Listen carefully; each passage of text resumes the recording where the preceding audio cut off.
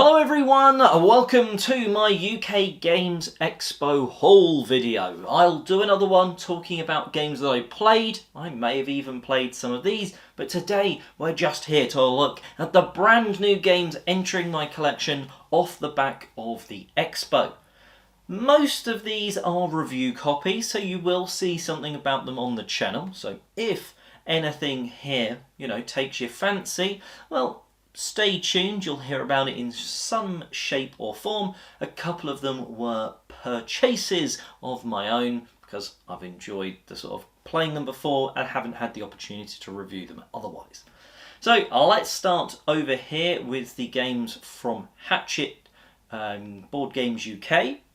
So first of all, this small little box game called Crack List. Now, this is for 2 to 5 players. I played it with 3 very quickly while we were waiting for another game, and I will be reviewing this on the channel. A very quick sort of party game where you're trying to play these cards from your hand, using them to sort of start a word. With various topics, you can sometimes change the topic, and there's some other special cards. Very excited to be trying this one at a variety of the player counts, because I think it's going to work pretty well at all. Next up, this is actually a purchase for a friend, so I'll talk about it a little bit in my Expo coverage video, so stay tuned for that. So, After Us is a brand new deck building game for 1 to 6 players. Now, I don't know how it would 100% work solo, but the sort of brilliance about this, and something that's not seen much before, is twofold. It's simultaneous deck building. That's quite cool because it means player count shouldn't vary too much from that 45 minutes, and including learning, it was probably that 45 to an hour. So that's the first thing. The second thing is the way you're using your deck. It's not individual cards as such. They're individual cards in your deck, but they're not like this one gives you this, this one gives you this. You actually have to place them next to each other, and the box they form, if they form a box, you get them. Maybe that's resources, or maybe that's an option to turn resources into points, or one resource into another. And it's only if you're putting your 4 cards next to each other in a certain order, if they are making complete boxes, they're triggering. It's a very interesting, cool thing. Again, I'll talk a little bit more about that in the coverage, but it's part of the haul for now until my friend comes and picks it up. Also got this pretty cool first player marker for Acropolis, which I picked up last year. Great game, go and check the review for that. And last but not least, a game which I'm going to struggle pronouncing, but I think it's Rua. A nice, interesting little sort of tile tableau placement thing where this token is moving around the edge, and depending on where it is, it's triggering that like row or column. So if you put it in the right place, it's going to trigger like 4 times throughout the game. As you're redoing that, maybe it's triggering less, but it's still a good tile. So that's an interesting one. That is again another review copy, so you will be hearing about that a little bit more in the future. Next up, Unmatched, Houdini versus the Genie. It's basically the only one in the country that's available that I haven't got in the collection until now. I think for King and Country should be available anytime soon, and then I'll have to go and get that one, but this was otherwise the only one that was available in the UK that I hadn't already got. Played it once. Interesting characters because Houdini has this super movement when boosting. The Genie has his 3 wishes, which give you the same choice each time. But, you're not always going to want to pick the same one. Very cool, and I love the map. It's got secret passages, but you'll hear more about that for sure, because I played this at the Expo in the open gaming area, which I'd not done too much in previous years, but went and cracked this open because one of my friends, Rob, hadn't played Unmatched and wanted to know a bit about it. And I was like, well, I've just bought this. Let's go play it. Unmatched.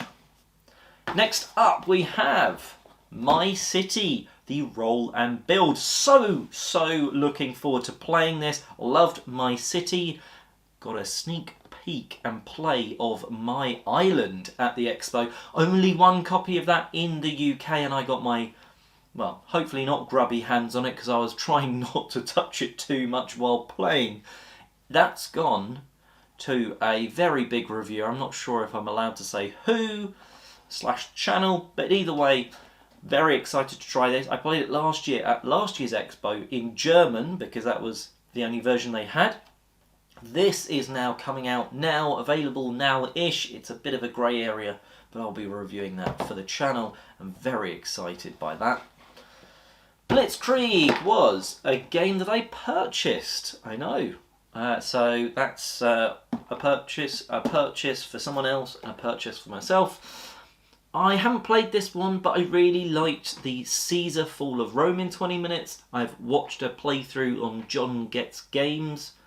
I think that's the right channel. He did a playthrough teach of this and it looked absolutely amazing. Can't wait to give this one a go. Bag building isn't always my jam because it's got a lot of luck. But you can kind of stack the odds in this with the sort of mini expansion thing. You can kind of stack the odds in your favour, so you got more chance of pulling good stuff from your bag. And such a quick two-player game, couldn't say no. Last but not least, we come on to some games from Funko. These are reviews, so you'll review copies, so you'll see stuff about these on the channel. This is Big Boss, Wolfgang Kramer. Do I need to say more? If you're a board gamer, you've definitely heard of that name.